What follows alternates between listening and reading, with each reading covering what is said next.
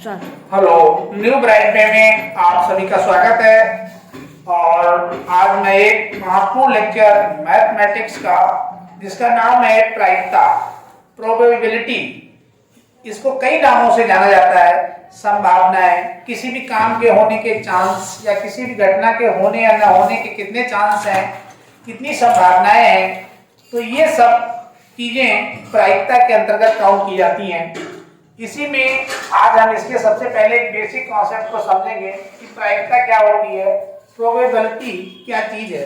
Start.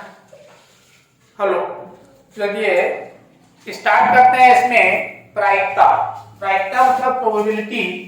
तो किसी भी घटना के होने या न होने की जो संभावना होती है या जो चांस होता है कि ये काम होगा कि नहीं होगा, जैसे आज बारिश होगी या नहीं होगी, कल कोहरा पड़ेगा या नहीं पड़ेगा, कोई मेहमान घर आएगा कि नहीं आएगा, तो ये जो संभावनाओं का खेल है, या किसी सिक्के को उछाला जाए तो हेड आएगा या चांस आएगा, उसके कितने चांस हैं हेड या टेल आने के। लेकिन प्रायिकता को समझने से पहले प्रतिदर्श समिष्ट, जिसको हम लोग सैंपल स्पेस कहते हैं, और इसे एस से प्रदर्शित किया जाता है। तो ये सैंपल स्पेस, और इसको हम लोग एस से प्रदर्शित करते हैं। ये जो कैपिटल एस है, इसको समझना बहुत जरूरी है। यादृच्छिक प्रयोग, यादृच्छिक का मतलब होता है रैंडमली। तो रैंडमली यदि किसी चीज को ऐसे उछाला जाता है, तो यादृच्छिक प्रयोग से प्राप्त सभी संभव परिणामों के समुच्चय को प्रतिदर्श समिष्ट कहते हैं। प्रतिदर्श समिष्ट, तथा इसे कैपिटल एस से प्रदर्शित किया जाता है। तो जो प्रायिकता का हम लोग सूत्र लिखते हैं, प्रायिकता बराबर, प्रायिकता को पी से नोट करते हैं, यहाँ पे नीचे लिखा जाता है कुल परिणामों की संख्या, कुल परिणामों की संख्या, और ऊपर लिखते हैं अनुकूल परिणाम, अनुकूल परिणाम। ये जो एक ही फार्मूला है इस पूरे चैप्टर भर में, ये एक ही फार्मूला है।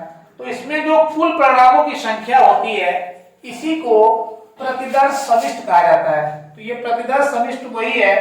प्रतिदर्श समिष्ट का मतलब कुल परिणाम, कुल परिणाम। तो कुल परिणाम को ही प्रतिदर्श समिष्ट कहते हैं। अब प्रतिदर्श समिष्ट के गुण, इसमें कौन कौन से गुण हैं, इसकी क्या क्या प्रॉपर्टी हैं, तो ये देखिए। प्रतिदर्श समिष्ट का प्रत्येक अवयव, एलिमेंट, प्रयोग के किसी संभव परिणामों को व्यक्त करता है, नंबर एक। दूसरा, प्रतिदर्श समिष्ट के परिणाम परस्पर अपवर्ती होते हैं। अपवर्ती का मतलब समझिए, परस्पर मतलब वो आपस में अपवर्ती होते हैं, म्यूचुअली। अर्थात एक समय में एक ही परिणाम संभव है। जैसे अब हमने सिक्के को उछाला, तो उसमें यदि हेड आया है तो उस समय टेल नहीं आ सकता, और टेल आया है तो उस समय हेड नहीं आ सकता। इसी को अपवर्ती कहते हैं। तीसरा, सभी संभव परिणामों में से एक परिणाम का आना निश्चित है।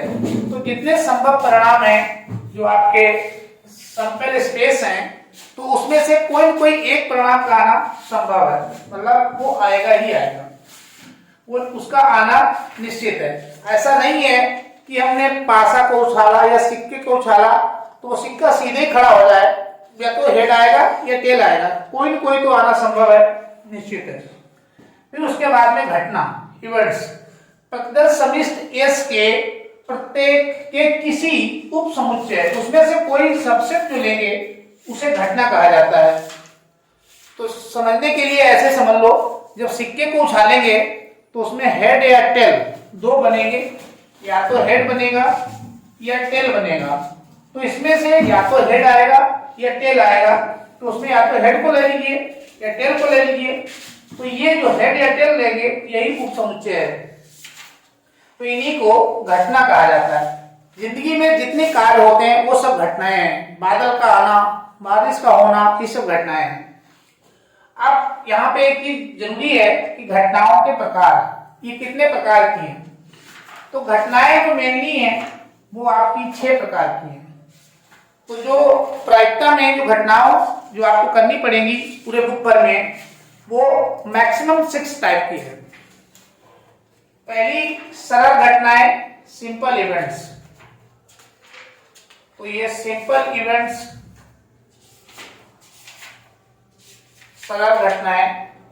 दूसरी समसंभावी घटनाएं। तो समसंभावी घटनाएं मतलब equally likely events. Equally likely events. निश्चित एवं असंभव घटनाएं। तो निश्चित को डेफिनेट भी कहते हैं, सर्टेन भी कहते हैं। सर्टेन एंड इम्पॉसिबल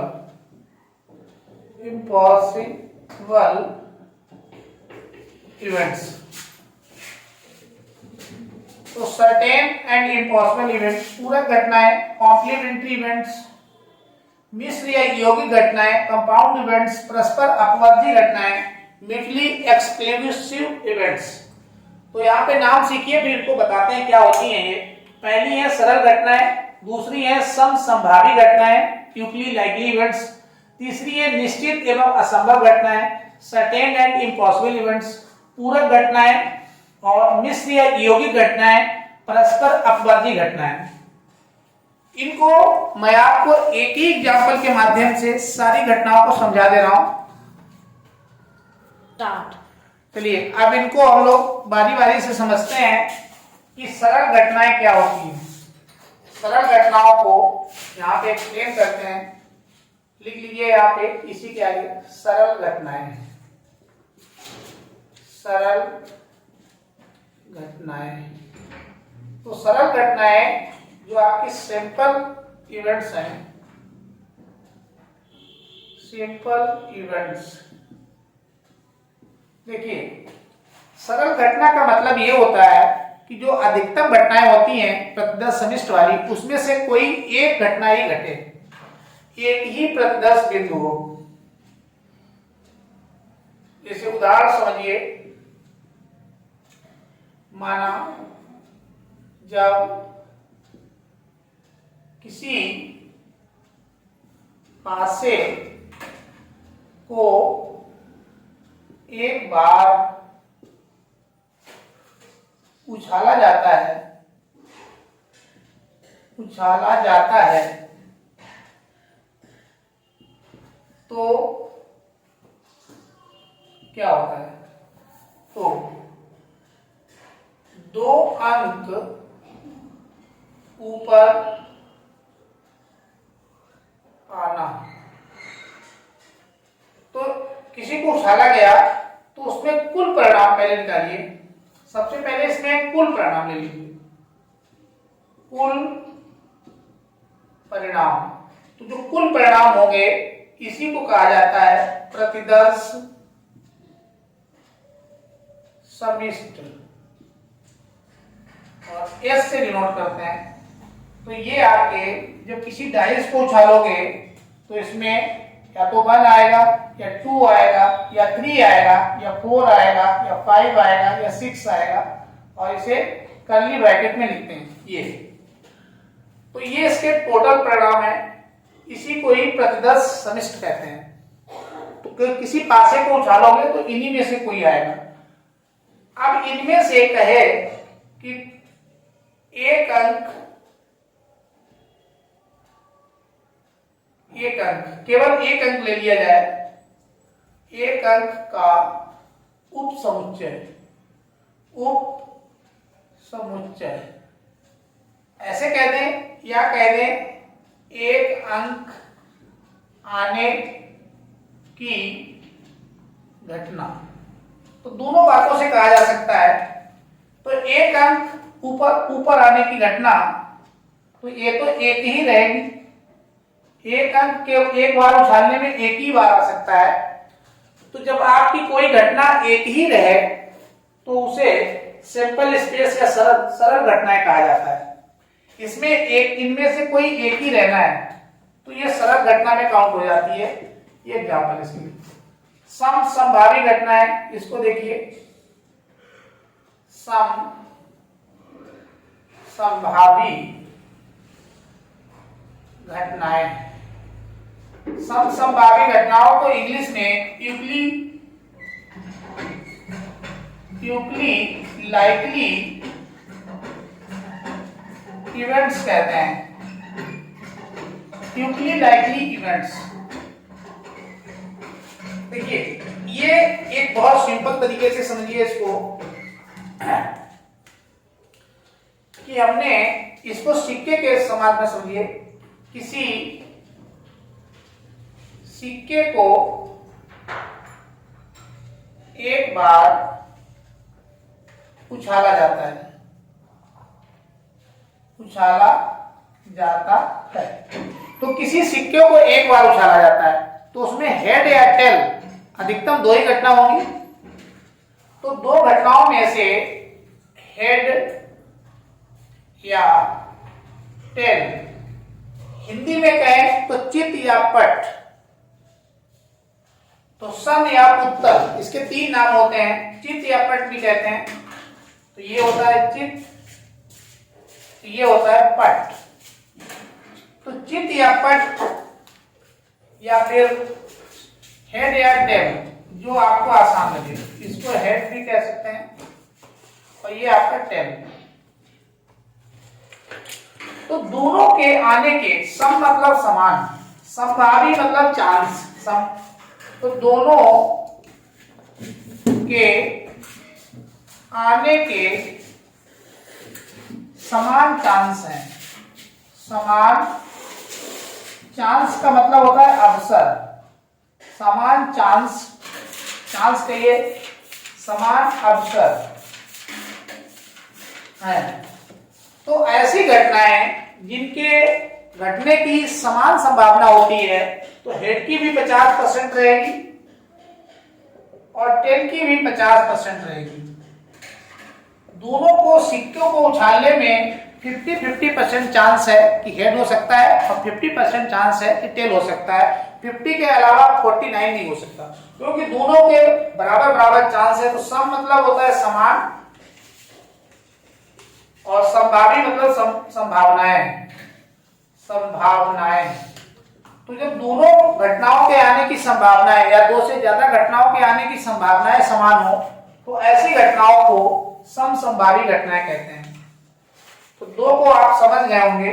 अब आगे बाकी अन्य को भी आपको बता दें, क्योंकि ये घटनाएं जाने बगैर यदि आप डायरेक्ट क्वेश्चन करने लगते हैं, जैसे कि टीचर सीधे शुरू कर देते हैं, तो ये गलत है। किसी के कॉन्सेप्ट को पहले समझना बहुत जरूरी है।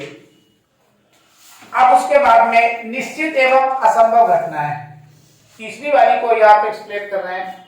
निश्चित एवं असंभव घटनाएं, तीसरी है निश्चित एवं असंभव घटनाएं। निश्चित एवं असंभव घटनाएं, इसको इंग्लिश में बोलते हैं सर्टेन एंड इम्पॉसिबल इवेंट्स। तो सर्टेन एंड इम्पॉसिबल इवेंट्स ये क्या होती हैं? तो इसको एक उदाहरण के माध्यम से आपको समझाते हैं। किसी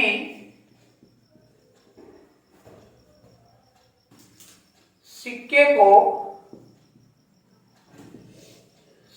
को उछाला जाता है, उछाला जाता है, तो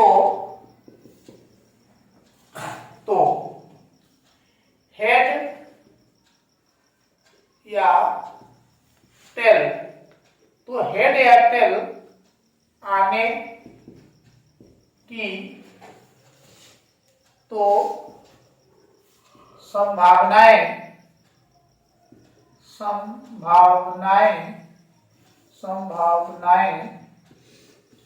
निश्चित है, निश्चित है। ये तो निश्चित है कि या तो हेड आएगा या टेल आएगा, लेकिन कोई कहे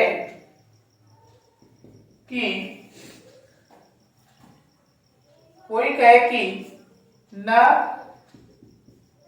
हेड आएगा और न टेल आएगा, तो यह असंभव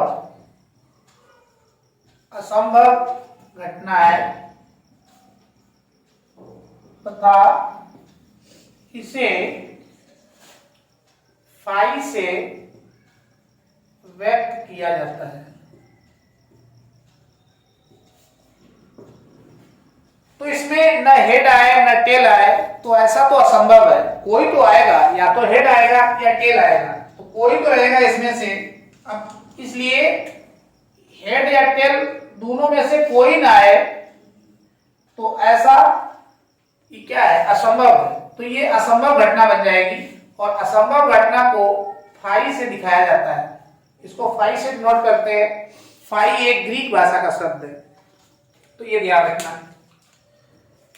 ऐसे ही डाइस में कहा जाए, मान लो डाइस को हमने उछाला, तो उसमें कहा जाए कि कोई अंक नहीं आएगा, किसी पासे को उछालने में किसी भी अंक का न आना असंभव घटना है, असंभव घटना है। तो ये दूसरा एग्जाम्पल है कि किसी डाइस को हमने ऊपर की तरफ उछाला और वो कहे कि कोई अंक नहीं आएगा, तो ऐसा असंभव है, कोई तो आएगा ही। तो ये इस टाइप की घटनाएं असंभव घटनाएं कहलाती हैं, और इन्हें फाई से दिखाया जाता है। अब इसमें निश्चित वाली तो आपको बताई दी थी। उसके बाद चलते हैं पूरक घटनाएं, कॉम्प्लीमेंट्री इवेंट्स। पूरक घटनाएं क्या होती हैं, अब इनको समझेंगे। तो पूरक घटनाओं में आ जाइए। पूरक घटनाएं, ये आपकी चौथे नंबर की घटना है। कॉम्प्लीमेंट्री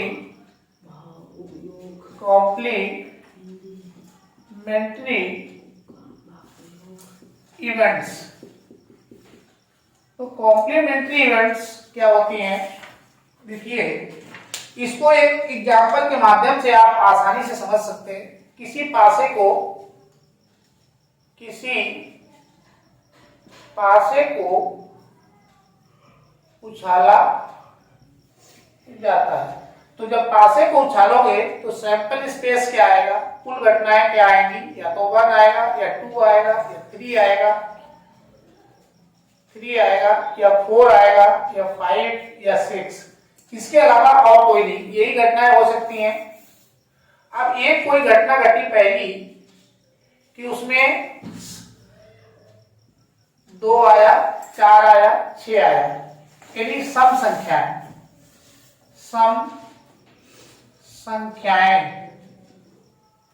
संख्याएं आनी। और दूसरी एक घटना ये हो गई, और दूसरी घटना ये घटी कि उसमें विषम आया सारी, 1, 3, 5, समस्त विषम संख्याएं, और इसमें समस्त सम संख्याएं। तो इन दोनों को यदि मिला लिया जाए, E1 प्लस E2 कर लिया जाए, दोनों को मिला लें तो ये सारे अंक आ जाएंगे। देखो 1, फिर 2, फिर 3, फिर 4, फिर 5, फिर 6। और ये निश्चित रूप से ये सैंपल स्पेस यस ही है। तो जब दोनों घटनाओं को मिलाने से सारी घटनाएं आ जाएं, तब वो दोनों घटनाएं एक दूसरे की पूरक होती हैं।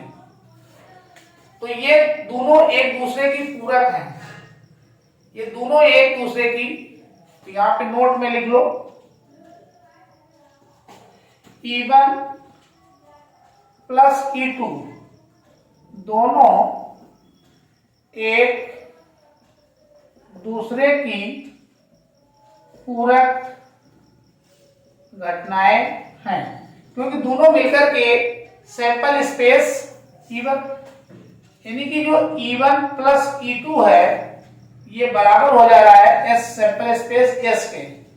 तो जब E1 प्लस E2 मिलकर के सैंपल स्पेस S के बराबर हो जाए या E1 plus E2 plus E3 मिलकर के S के बराबर हो जाए तो वो पूरक घटनाएं कहलाती हैं।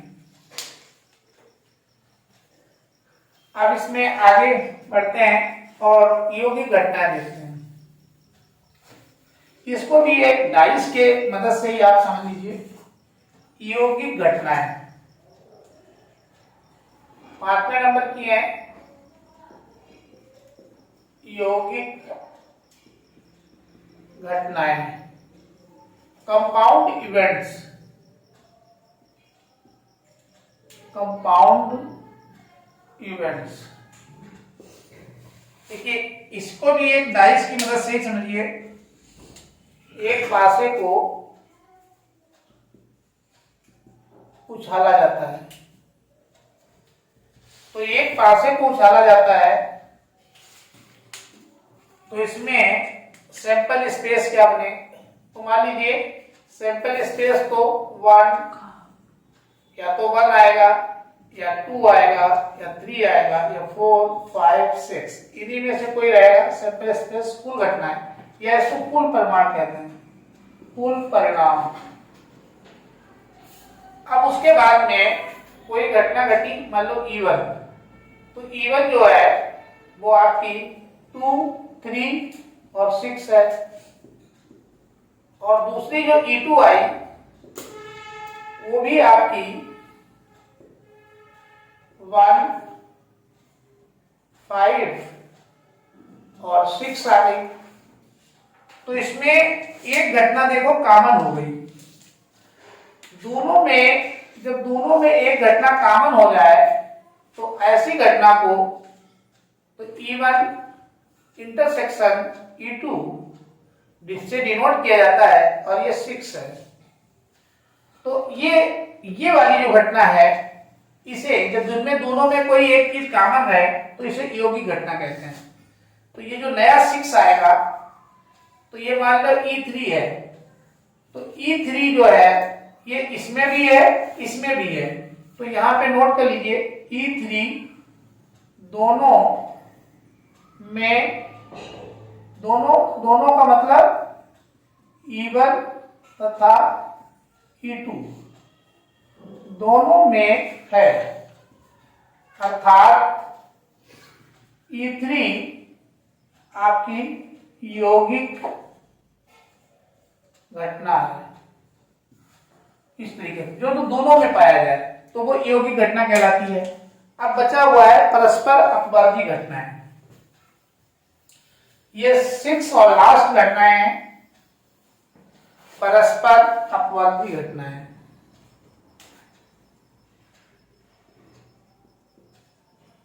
परस्पर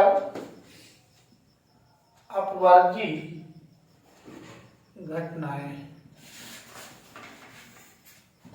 तो परस्पर को कहते हैं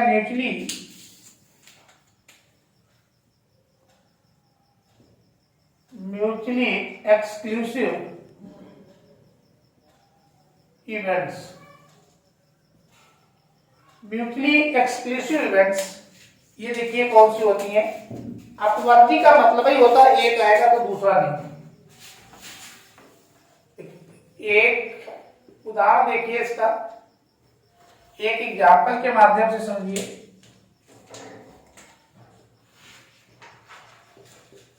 एक सिक्के को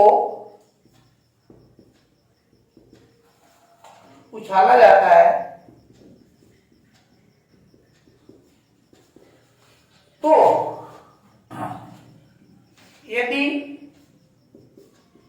हेड आएगा तो उस समय टेल नहीं आएगा, और यदि टेल आएगा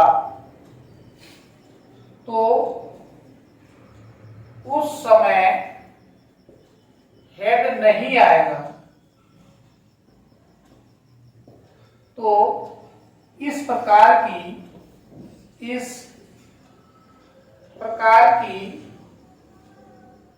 घटनाओं को परस्पर अपवर्ती घटनाएं कहते हैं। परस्पर अपवर्ती तो एक दूसरे के लिए अपवर्ती है। हेड आएगा तो टेल नहीं, टेल आएगा तो हेड नहीं, तो परस्पर अपवर्ती घटनाएं। ऐसी घटनाओं को परस्पर अपवर्ती घटनाएं कहते हैं। तो इस तरीके से या किसी डाइस को उछाला गया और डाइस में मान लो 6 आ गया, तो जिस समय 6 आया है उस समय 5 या 4 या 3 2 नहीं आ सकता।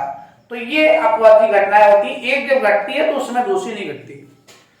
चलिए अब आपको इसमें जो प्रॉब्लम्स आती हैं वो बताते हैं। ये था इसका टोटल बेसिक कॉन्सेप्ट। अब आगे चलते हैं न्यूमेरिकल प्रॉब्लम्स क्वेश्चन की ओर। 3 स्टार्ट। चलिए अब इसमें न्यूमेरिकल प्रॉब्लम देखिए, अब क्वेश्चन आएगा। देखिए सबसे पहले ये जानना है क्वेश्चन करने से पहले कि किसी घटना के होने की जो संभावना है वो 0 से 1 के मध्य रहती है। या तो वो 0 रहेगी या फिर 1 रहेगी। कहने का मतलब ये है 0% से लगाकर के 100% तक किसी के मध्य रहती है। तो यदि कोई काम, जैसे हमने सिक्के को उछाला और इसमें हेड नहीं आ रहा है, या सूरज पश्चिम से निकलेगा तो सूरज से पश्चिम से कभी निकल ही नहीं सकता है, उसका 0% चांस है, तो ये उसकी प्रायिकता 0 रहेगी। या कोई कहे सूरज पूरब में निकलेगा कल, तो ये 100% चांस है कि सूरज पूरब में पहले भी निकलता था, आज भी निकलेगा, आगे भी, तो ये 100% में आ जाएगा। बाकी जितनी भी प्रोबेबिलिटी है वो 0 और 1 के मध्य रहती है। तो आंसर आप अपना खुद यहां से चेक कर सकते हैं। जो भी आप आंसर निकालेंगे वो यहां से चेक हो जाता है। तो किसी भी घटना के घटने की जो प्रोबेबिलिटी है 0 से 100 के मध्य रहती है। अब जैसे हमने पहली घटना ले ली, ये एक सिक्के को उछाला जाता है, यहाँ पे एक ही सिक्का है तो अधिकतम उसके 2 परिणाम होंगे, या तो हेड होगा या टेल होगा। या तो हेड आएगा, हेड को चित कहते हैं, और पट को टी कहते हैं, टेल। तो इसके जो कुल परिणाम है, कुल परिणाम, तो यहाँ पे कोई खास क्वेश्चन तगड़े नहीं बनते। कुल परिणाम आपके 2 ही रहेंगे, एक तो कुल परिणाम 2 रहेंगे। तो यहाँ पे पूछा जाए कि हेड आने की प्रायिकता बताओ, तो सूत्र अपना यही प्रयोग करेंगे, कुल परिणामों की संख्या। तो कुल परिणाम 2 है। अब इसमें से उसके बाद लिया जाता है अनुकूल परिणाम, तो हेड, उसमें से हेड आने के चांस 1 ही है, तो 1/2 इसकी प्रायिकता हो जाएगी। ऐसे ही चित आने की प्रायिकता, तो चित आने की प्रायिकता कुल परिणाम, तो कुल 2 ही रहेंगे, वो नीचे लिख लीजिए। कुल परिणाम सूत्र, एक ही सूत्र लगता है इसमें, ये वाला और ये भी 1। तो दोनों के 50-50% चांस है कि हेड आ सकता है, या फिर 50% चांस है टेल आ सकता है। तो दोनों के चांसेस यहाँ पे समान है। चलिए अब इसमें एक सिक्के पे बहुत ज्यादा आपको नहीं घुमा सकता है, लेकिन 2 सिक्के वाला देखिए यहां से। अब इसको समझो, यहाँ पे सीधे सीधे कहा गया है कि 2 सिक्कों को एक साथ उछाला जाता है। एक, या तो ऐसे कहेगा कि 2 सिक्कों को एक साथ उछाला जाता है, या फिर वो कह सकता है कि एक ही सिक्के को 2 बार उछाला जाता है। तो दोनों एक ही बातें हैं। या फिर आपसे कह सकता है कि एक सिक्के को 2 बार उछाला जाता है, तो दोनों सेम चीजें हैं। तो कुल परिणाम निकालिए। तो कुल परिणाम यहाँ पे कैसे आएंगे? तो मान लीजिए पहले पे हेड आ गया, दूसरे पे भी हेड आ गया, फिर क्या हुआ, पहले पे हेड आया, दूसरे पे टेल आ गया। हो सकता है पहले पे टेल आ जाए, दूसरे पे हेड आ जाए, या हो सकता है दोनों पे हेड आ जाए। तो कुल परिणाम आपके जो है, कुल परिणाम, तो जो कुल परिणाम है वो 4 रहेंगे। हालांकि इसका सूत्र भी होता है, यहां देखिए, कुल परिणाम बराबर, सिक्के के 2 पहलू होते हैं तो यहां 2 रख लीजिए, बस उसी से ये निकल आएगा। यहां पे 2 की पावर n, n जो होता है सिक्कों की संख्या होती है। तो 2 सिक्के, तो यहां पे लिखिए, जहां n सिक्कों की संख्या, सिक्कों की संख्या है, तो इससे आप अपनी वैल्यू निकाल सकते हैं। आप n की जगह पे वैल्यू डाल दीजिए 2 की पावर 2, 2 सिक्के हैं तो ये आपका 4 हो जाएगा। तो कुल परिणाम हमारे 4 हो गए, गिन लो, 1 2 3 4। तो इस तरीके से हम सूत्र से भी कैलकुलेट कर सकते हैं कुल परिणामों को। अब हमारा जो पहला क्वेश्चन है, यहां से अच्छे क्वेश्चन बनते हैं। मैंने इससे जितने भी क्वेश्चन बन सकते हैं संभव, तो सारे क्वेश्चन यहाँ पे लिख रखे हैं। P का मतलब है प्रायिकता, प्रायिकता ज्ञात करो 2 चित्र आने की। तो 2 सिक्कों को उछाला गया तो दोनों पे चित्र है, उसकी प्रायिकता निकालो। तो दोनों पे चित्र, एक तो ये है, दोनों पे चित्र आया है, लेकिन इस पे एक हेड है एक टेल है, तो ये नहीं रहेगा। एक पे टेल है दूसरे पे हेड है, ये भी नहीं रहेगा। एक पे है, यहाँ इस पे भी टेल और इस पे भी टेल, तो ये भी नहीं रहेगा। तो केवल एक घटना ऐसी है जो दोनों पे केवल एक ही घटना है। तो नीचे कुल घटनाएं लिखी जाती हैं, तो नीचे कुल घटनाएं 4 है, कुल परिणाम 4 है, सूत्र यही काम करेगा। अब इसमें फेवरेबल तो एक घटना है केवल, तो ऐसा 1/4 प्रायिकता हो जाएगी। ऐसे दूसरा निकालिए, 2 पे पट आए तो 2 सिक्कों पे ही पट रहे, मतलब टेल रहे, तो ऐसी भी देखो, ये केवल ये भी एक ही घटना है, ये वाली, इसमें दोनों पे टेल है, बाकी सब आपकी हट जाएंगी, ये हट जाएंगी, तो ये भी 1/4 हो जाएगा। फिर उसके बाद आगे देखिए, शून्य चित्त आए, मतलब कोई भी चित्त ना हो, तो कोई भी चित्त मतलब हेड ना हो, तो इसमें जो है कोई भी हेड नहीं है, इसमें एक हेड है, इसमें भी एक हेड है, इसमें 2 हेड है, तो ऐसी केवल एक घटना है जिसमें कोई भी हेड नहीं है, शून्य चित्त, चित्त का मतलब हेड, तो ऐसी एक घटना है केवल। नीचे कुल परिणामों को ही लिखा जाता है। उसके बाद P, कम से कम एक पर पट आए, तो एक पर पट आए मतलब P आ जाए, टेल। तो इसमें एक पे टेल आ गई, यहां से देखो इस पे टेल है, ये आ जाएगा। इसको चाहो तो लिख लीजिए, कम से कम कह रहा है मतलब ज्यादा हो सकता है, तो एक पे टी आए, एक घटना तो ये हो गई। दूसरे पे एक टी है, कम से कम एक टेल आए, पट का मतलब टेल से है, तो इसमें भी एक है, ये भी हो जाएगा। उसके बाद इसमें भी एक टी है, ये भी हो जाएगा, और इसमें किसी में नहीं है तो ये नहीं आएगा, क्योंकि ये कह रहा है कम से कम एक पर पट आए, या एक से ज्यादा आ जाए तो चल जाएगा, लेकिन कम ना रहे, तो ये भी। तो ऐसे 3 परिणाम है, 1 2 3, तो 3 फेवरेबल है और कुल 4।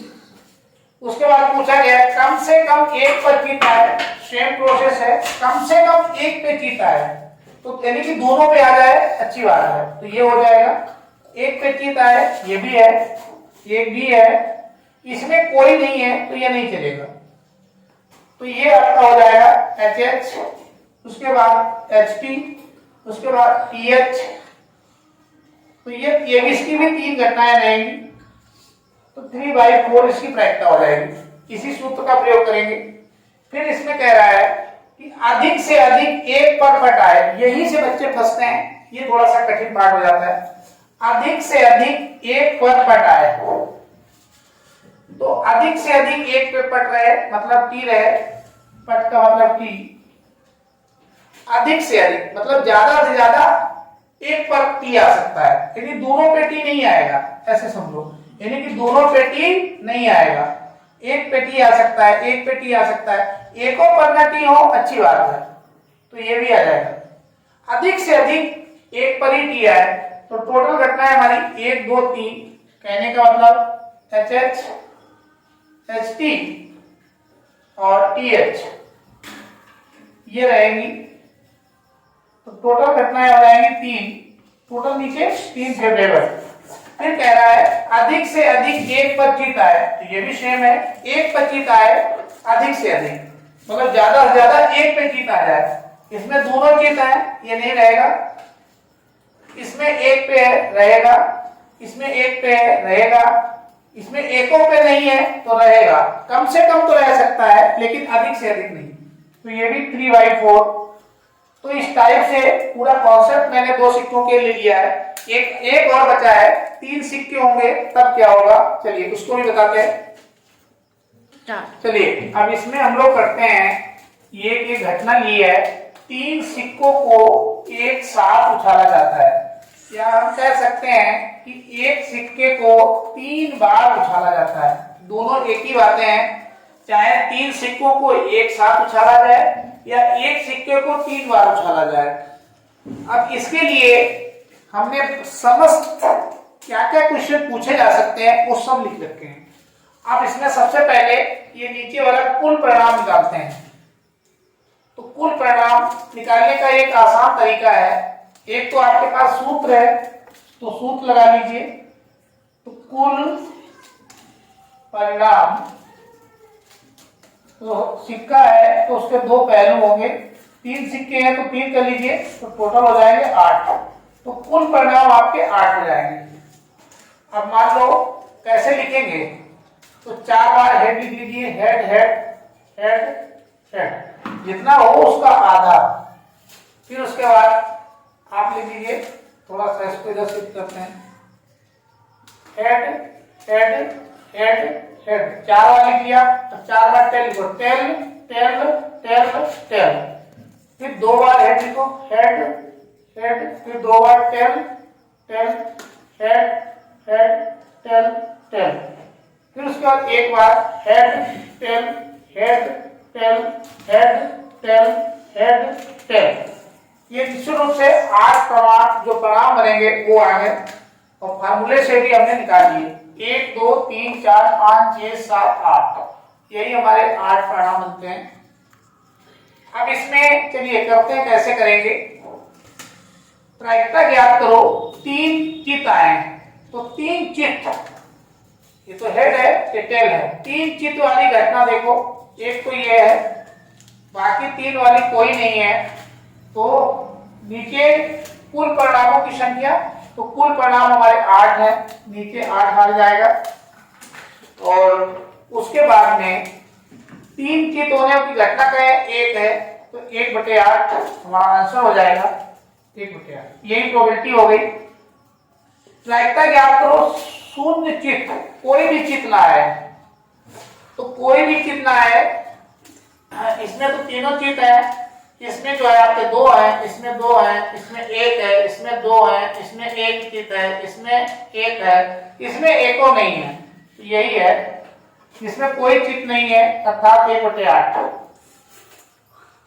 प्रायिकता ज्ञात करो, 1 पट आए, 1 पट मतलब 1 टी आ जाए, तो 1 टी किसमें है, इसमें 1 टी है, इसमें 1 टी है, इसमें 2 है नहीं चलेगा, इसमें 1 टी है चल जाएगा, इसमें 2 है नहीं चलेगा, इसमें 2 है नहीं चलेगा, इसमें 3 है नहीं चलेगा, तो ऐसी केवल 3 है यहाँ पे 1 टी है, देखो 1 2 और यहाँ पे इसमें भी 1, तो 3 घटनाएं ऐसी हैं, टोटल नीचे आ लिख दीजिए।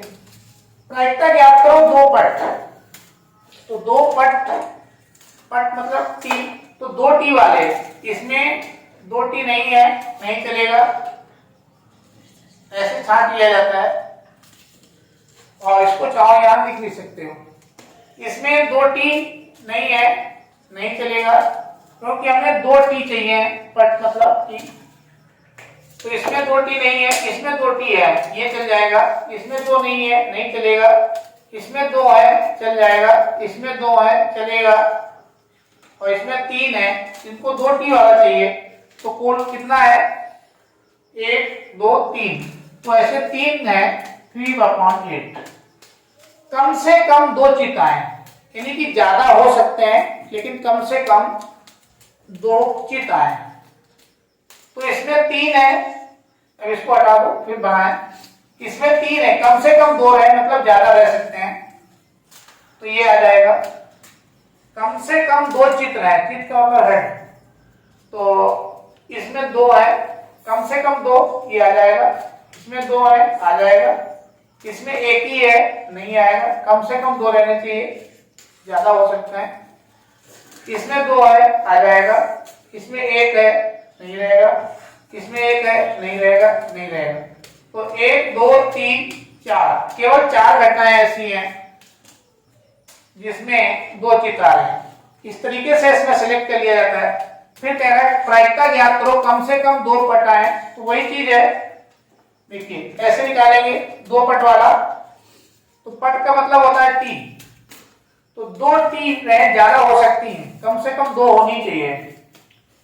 तो इसमें तो 3 है, चलेगा। इसमें 2 है, चलेगा। कम से कम 2, कम से कम 2 चलेगा। इसमें 1 है, नहीं चलेगा। इसमें 2 है, चलेगा। इसमें 1 है, नहीं चलेगा। इसमें 1 है, नहीं चलेगा, नहीं चलेगा। तो 1 2 3 4, ये भी उतना ही आएगा प्रायिकता इसकी। कम से कम 1 पट आए, तो कम से कम 1 पट आए, मतलब ज्यादा रह सकते हैं। पट का मतलब टी, तो कम से कम 1, इसको हटा देते हैं। कम से कम 1 पट ज्यादा चलेगा, ये हो सकता है। 2 है, चलेगा। 2 है, चलेगा। 2 है, चलेगा। इसमें 1 है, चल जाएगा। कम से कम 1 रहे। 2 है, चलेगा। 1 है, चलेगा। 1 है, चलेगा। इसमें 1 तो नहीं है, नहीं चलेगा। तो ये आ जाएगा 7 हो गए टोटल। 1 2 3 4 5 6 7 8। अब ये थोड़े कठिन क्वेश्चन होते हैं, इसको ध्यान से समझना है। अधिक से अधिक 1 चित्र है, अधिक से अधिक मतलब ज्यादा से ज्यादा 1 चित्र है, यानी कि कम रह सकते हैं। तो इसमें इसको मिटाते हैं, फिर इसको लिख देते हैं। अधिक से अधिक 1 चित्र है, यानी ज्यादा से ज्यादा 1 चित्र है, कम चल जाएंगे। इसमें 3 है, नहीं चलेगा, क्योंकि एक की बार ही चलेगा। इसमें 2 है, नहीं चलेगा। अधिक से अधिक 1 चित्र बता रहा है। इसमें 2 है, नहीं चलेगा। इसमें 1 है, चल जाएगा। इसमें 2 है, नहीं चलेगा। भाई चित्त का मतलब यहाँ पे हेड से, और इसमें कम से कम 1 चित्त। 1 है, चलेगा। 1 है, चलेगा। 1 नहीं है, कम से कम 1 चित्त है, कम से कम 1 चित्त है, यानी कम से कम। अधिक से अधिक 1 चित्त है, यानी कि कम रह सकता है, ज्यादा नहीं रह सकता है। इसका मतलब है 1 से ज्यादा नहीं हो सकता है, लेकिन कम रह सकता है। इसमें 1 और नहीं है, ये रह सकता है।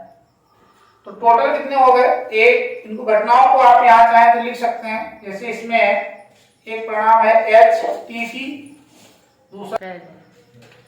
तो इस तरीके से इनको कैलकुलेट कर लिए हैं। तो एक इसमें ये आ जाएगा HTT, दूसरा आपका THT, और उसके बाद ये TTH, TTT। 1 को नहीं है, चल जाएगा, लेकिन 1 से ज्यादा नहीं चलेगा। तो कुल परिणाम 1 2 3 4, तो 4/8। इस तरीके से अधिक से अधिक 1 पट आए, तो एक अधिक से अधिक 1 पट आए। पट मतलब टी, ज्यादा से ज्यादा 1 टी रह सकता है, यानी कि कम रह सकते हैं, पर 1 से ज्यादा नहीं रह सकता है। तो ये नहीं रहेगा, क्योंकि 1 से ज्यादा चलेगा नहीं। 2 टी है, नहीं चलेगा। 1 2 है, नहीं चलेगा। अधिक से अधिक 1 ही रह सकता है, ये आ जाएगा। ये नहीं चलेगा, ये आ जाएगा, ये आ जाएगा, ये आ जाएगा। तो इसमें क्या हो गए? 1 2 3 4, इसके भी 4 हो गए। तो इस तरीके से इसको लिख लीजिए कौन कौन से हैं, ये चल जाएगा, क्योंकि इसमें अधिक से अधिक 1 पट रहे, मतलब 1 आ जाए। कम रह सकते हैं, तो 1 से ज्यादा टी नहीं हो सकती। दूसरा HHT, तीसरा STH, और ये नहीं रहेगा THH, और बस हो गए 1 2 3 4 घटनाएं। चलिए, तो इसी के साथ में अब आज इसको यहीं पे समाप्त करते हैं। Thank you for watching.